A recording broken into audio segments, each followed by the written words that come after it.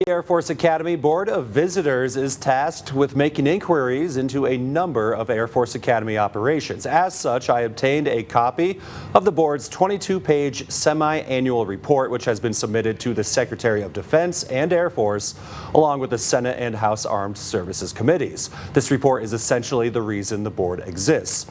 Now, the board is pushing to increase the number of cadets, a possibility of increasing faculty after several controversial cuts this past year, and a push to revitalize the aging academy infrastructure.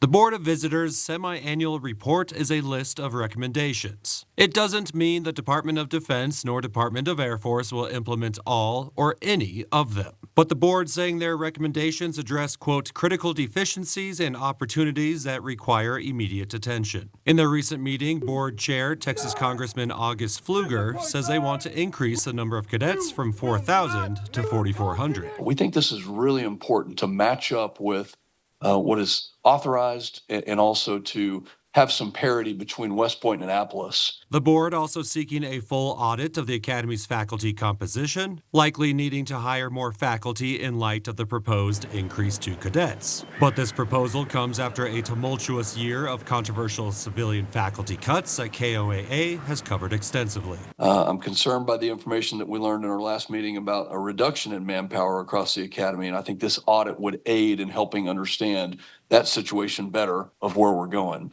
The board also looking to further research on the impacts of name, image, and likeness, or NIL, on college athletics and how service academies can remain competitive since academy athletes cannot profit from NIL, along with if service academies should adopt a different accreditation agency, and the board seeking dedicated funding to tackle the academy's aging infrastructure. Just a lot of challenges with, a lot of historic sites, but we have to figure out a way to move quickly and move cost effectively.